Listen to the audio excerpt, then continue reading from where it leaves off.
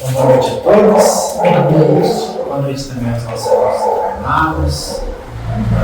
Que possamos, então, nesse momento, acalmar o nosso pensamento, tranquilizando o nosso coração, nosso espírito, agradecendo a Deus por mais esse dia, por oportunidade de vida, agradecendo a Jesus, nosso mestre amigo, agradecendo a nossa memória santíssima. Possam eles direcionar o seu amor e a sua luz para essa casa, para os trabalhos, para cada um de nós. Cumprimentamos e também agradecemos o irmão Anastácio e toda a sua equipe que nos recebe com tanto amor, em especial nessa noite de hoje, as equipes veterinárias, os responsáveis pelos trabalhos juntos aos nossos irmãos menores. Então, que cada um desses nossos pequenos possam receber todo o auxílio, todo o carinho, todo o amor, aquilo que cada um necessita, bem como seus lares, seus tutores, possam também ter as suas dificuldades ajudadas. Não seja uma noite de proveito, de muita luz, e como sempre nós iniciamos as nossas atividades aqui com a oração de São Francisco cantando. Pedimos a todos que possam soltar as vozes aí, a nossa instrumentista Alice vai tocar para a gente.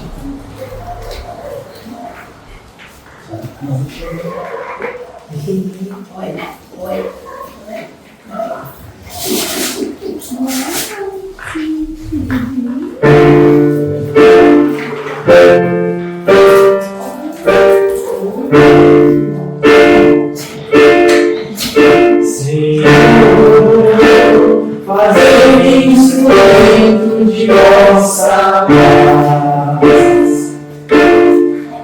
Onde houver ódio, que leve o amor. Onde houver ofensa, que leve o perdão. Onde houver discórdia, que leve a união. Onde houver dúvidas, que leve a fé. Onde houver erros, que leve a verdade. Onde houver desespero, que leve a esperança. Onde houver tristeza, que leve a alegria.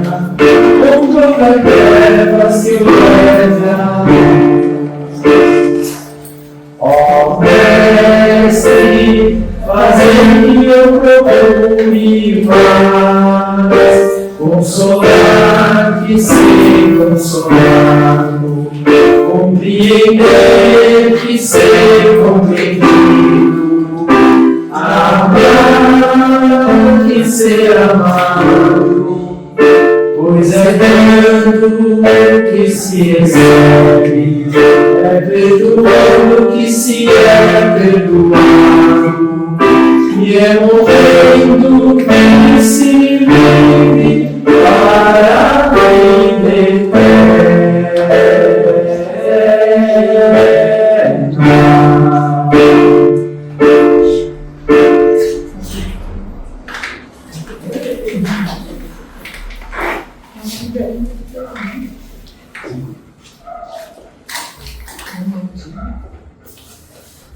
Então, na sequência da nossa atividade, nós vamos fazer a leitura do Evangelho segundo o Espiritismo. Alguém gostaria de fazer a leitura? Por favor.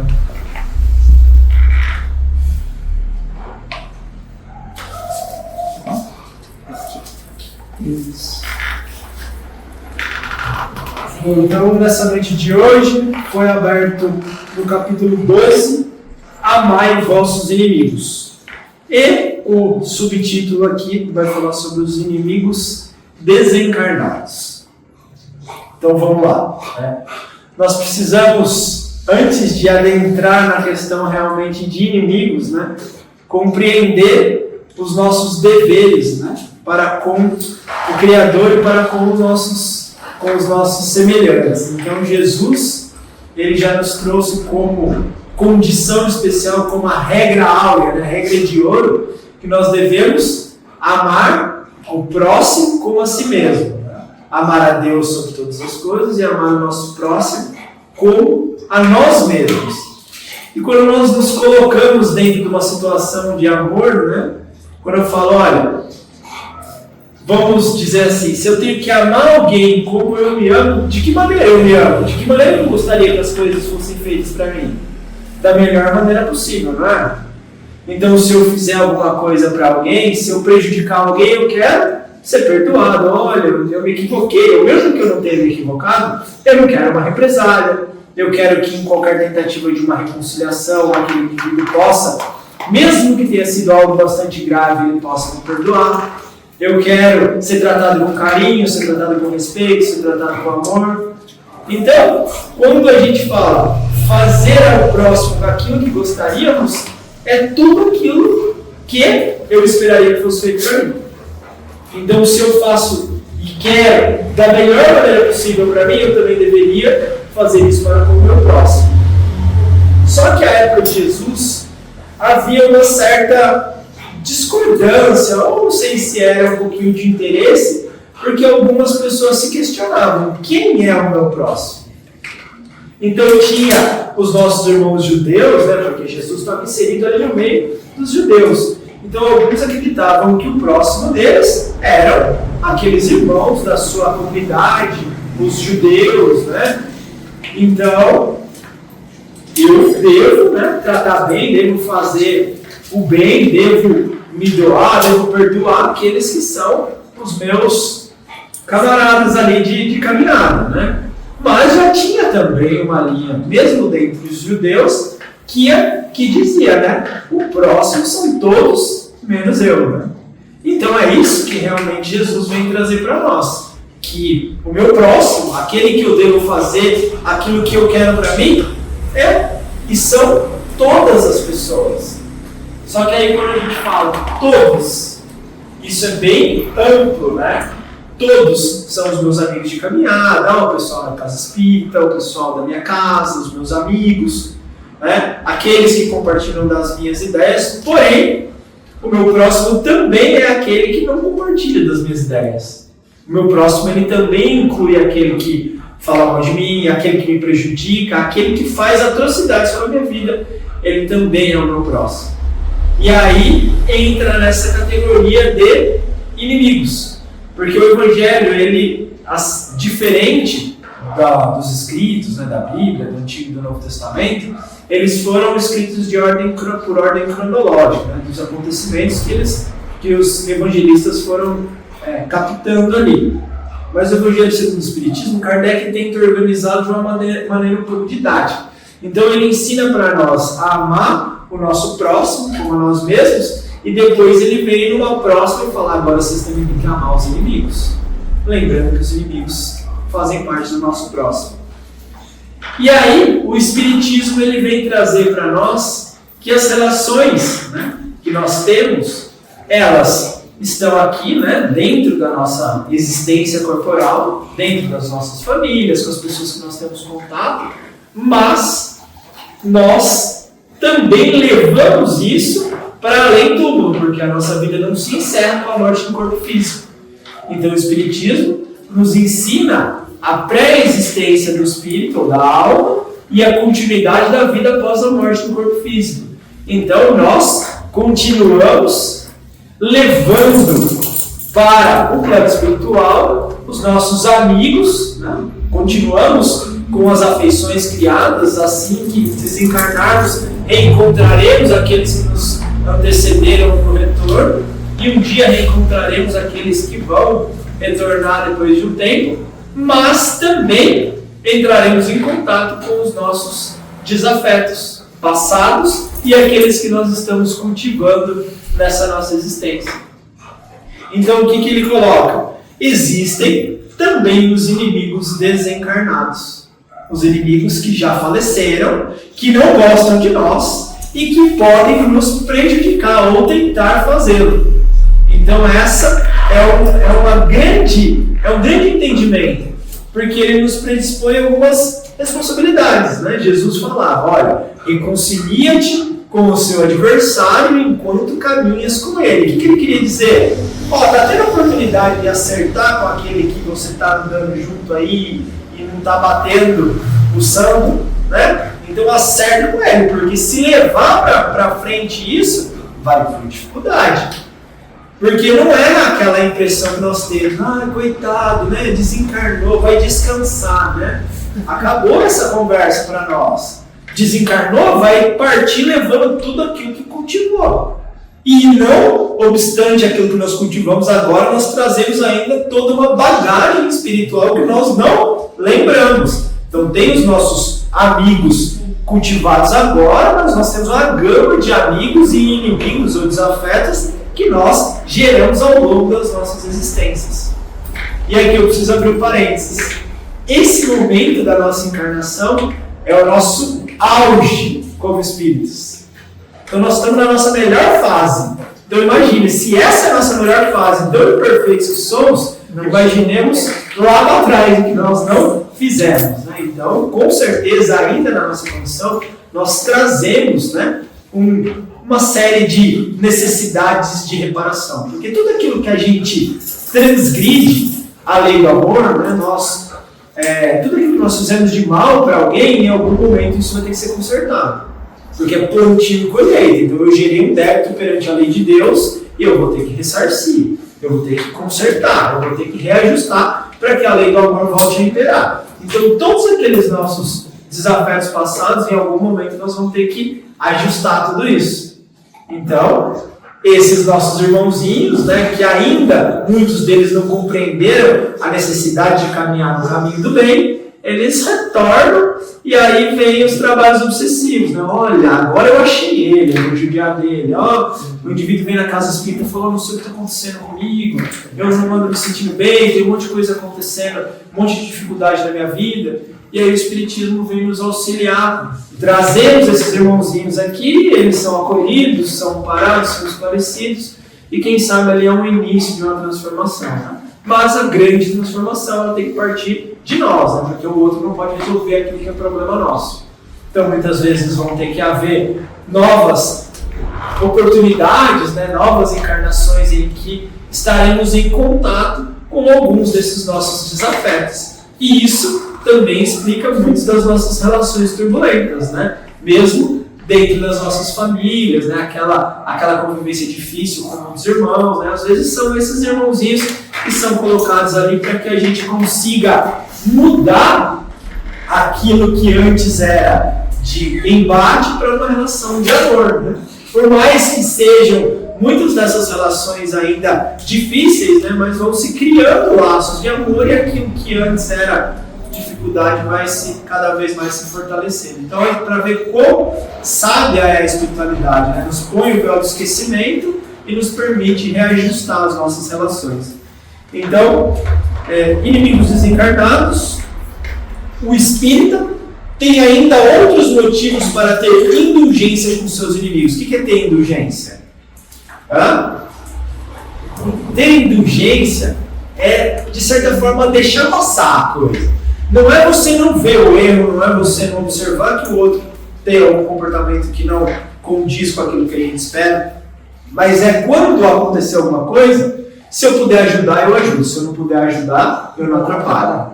Né? Então, olha, eu vi que ele está fazendo alguma coisa, mas eu tenho como ajudá-lo a sair da situação? Né? Eu tenho como barrá-lo sem piorar a situação dele? Se não, é uma responsabilidade dele. Se eu não posso fazer nada de bom, então que eu... você viu o que ele está fazendo? Putz! E aí a gente começa a fazer aquela intriga, aquela fofoca, que não vai dar em nada. Então ali a gente está fazendo uma maledicência rodar. Mas é isso que ele fala. Indulgência é olhar a imperfeição do outro, mas não piorar. Aí se você tem como chegar e falar, viu, o que você acha? Eu tô vendo que você está fazendo uma coisa que não é legal, tem como você melhorar? Então a gente chega na pessoa sem que os outros saibam, sem fazer alarde, sem, vamos dizer assim, envergonhar a pessoa, sem expô-la, né? Então é isso que é indulgência. É entender que há um problema ali, mas sem a gente agravar esse problema, né? Então o espírita tem mais motivos ainda para ter indulgência com os inimigos.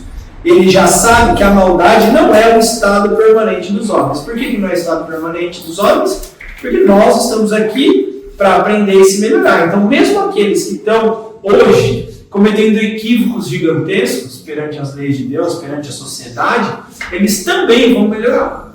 Então isso é uma certeza. Quanto tempo isso vai levar? Vai depender dele e das experiências que ele vai passar, porque ele vai colher tudo aquilo que ele está plantando. Então a dor também ensina. Mas um dia ele vai ser um espírito benevolente, um espírito puro, ele vai ser um espírito angélico. Pode demorar muito tempo, sim, mas vai acontecer, porque Deus, ele colocou algumas leis, dentre essas leis é a lei do progresso. Todo mundo está em progresso constante. A gente pode até dar uma estagnadinha, mas é sempre um passinho para frente. Então ele já sabe que a maldade não é o estado permanente dos homens, que ela se sustenta em uma imperfeição momentânea e que assim como a criança se corrige de seus defeitos, o homem mau um dia reconhecerá seus erros e tornará-se bom. Sabe que a morte não o liberta senão da presença material do seu inimigo. Então a gente que bom que ele se foi, né? Se foi agora, mas o espírito dele continua, ele pode se tornar um obsessor desencarnado e a coisa vai progredindo. Jesus alertou, né? A certas coisas, porque elas vão perdurando até que a gente resolva, né? Mas que pode persegui-lo por seu ódio mesmo depois de ter deixado a terra. Assim, falha a vingança em seu objetivo e produz, ao contrário, uma irritação maior, que pode perdurar de uma existência a outra, né? Então, se a gente pensar, vamos acabar com o meu desafeto, porque assim para essa confusão, né? Dá fim nele? Não, né? Você só continua, ainda deixou mais necessidade de acerto e vai continuar aquela situação, né? Cabe ao Espiritismo provar pela experiência e a lei que rege as relações do mundo visível e do mundo invisível que a expressão apagar o ódio com sangue é radicalmente falsa. Que não se apaga nada, né? A verdade é que o sangue mantém o ódio mesmo além do túmulo. Por consequência, o Espiritismo estaria dando uma razão de ser efetiva e uma utilidade prática ao perdão e a sublime máxima do Cristo, amar os nossos inimigos. Então, quando a gente perdoa, quando a gente apaga as nossas dificuldades, né, através do amor, nós estamos, como dizia o Chico, né, em vez de termos um inimigo, nós teremos um amigo. E o que é melhor, né? Uma vez o Chico estava, dizem as histórias, né, que ele estava correndo para um serviço, ele ia para o serviço, estava meio atrasado, e nisso uma pessoa, Chico, estou atrasado, se eu parar eu vou perder o ônibus. Se eu seguir, a pessoa vai ficar, não vou. Ele falou, tá bom, já está atrasado, não parou. E deu ouvidos àquela mulher, conversou com ele e tudo. Aí, perdi o ônibus. Aí Emmanuel apareceu para ele e falou, Chico, dá uma olhadinha. Aí eu olhava aquela pessoa enviando para ele um monte de vibrações, de energias que iam ao encontro dele. Aí o Emmanuel veio para ele assim, imagina se fosse ao contrário, se tivesse ignorado ela, o que você estaria recebendo, né? Então é justamente isso, né? Se nós temos um amigo, nós temos possibilidades inúmeras. Um inimigo, nós temos dificuldades, né? Então a máxima do Cristo é o quê? Amai os vossos inimigos, né? Uma coisa que é muito interessante a gente parar para entender, normalmente quando nós pensamos em perdão, eu vou perdoá-la. Né? Então eu estou fazendo um favor para ela porque eu vou perdoar de uma coisa que ela me fez ou que eu acho que ela me fez, porque a gente não sabe o que nós fizemos para eles também, né? Se a gente for parar para pensar só nessa existência, o próprio Evangelho já fala, será que se eu tivesse falado uma palavrinha de um jeito diferente, se eu tivesse apaziguado um ânimo, as coisas não teriam saído de outra forma? Mas existe aquilo que nós não lembramos, né? Então às vezes aquele ranço que eu tenho com ela é muito possivelmente de algo que já vem de lá para trás, né? Como diz o Evangelho segundo o Espiritismo, se não achamos a causa, né, nessa vida, muito possivelmente a causa será encontrada nas nossas existências anteriores. Então, quando a gente vai se reconciliando, se acertando, né, nós vamos transformando essas relações conflituosas em corações amigos, né? Nós vamos tendo um ponto de apoio, um ponto de amparo, e isso vai fazer com que nós consigamos ir revertendo toda essa situação que antes seria de, vamos dizer assim, necessidade de retornar, necessidade de passar por algumas dificuldades, né? Então, tudo aquilo que é causado, ele tem que ser acertado e ajustado. Então, eu acho que a base, né, dessa nossa conversa, hoje não é um dia que a gente prolonga muito o Evangelho, apesar desse tema ser bastante rico, né, é nós entendermos que as nossas relações, elas perduram, né? Perduram além do corpo físico, perduram além da morte física, e aquelas relações cultivadas durante a nossa existência, e mesmo outras tantas lá para trás, elas permanecem, né? Portanto, quanto mais amigos nós tivermos, né? Quanto mais corações dispostos a compartilhar das coisas boas com a gente, com certeza muito mais facilidade, muito mais felicidade nós teremos na nossa vida. Alguém gostaria de trazer algum ponto, alguma dúvida, algum comentário, complementar alguma coisa? Certo? Bom, então nós vamos passar para os nossos passes, lembrando que são trocas de vibrações, de energia, contando com o auxílio espiritual das equipes presentes. Então possamos nós permanecermos em prece, porque também ajudaremos na manutenção dos trabalhos, e com certeza recebamos cada um aquilo que necessitamos e aquilo que viemos buscar. Que Jesus, nossa Mãe Santíssima, a Anastácia, nossa equipe, estejam ao nosso lado, nos guiando e nos auxiliando naquilo que for possível. Que assim seja.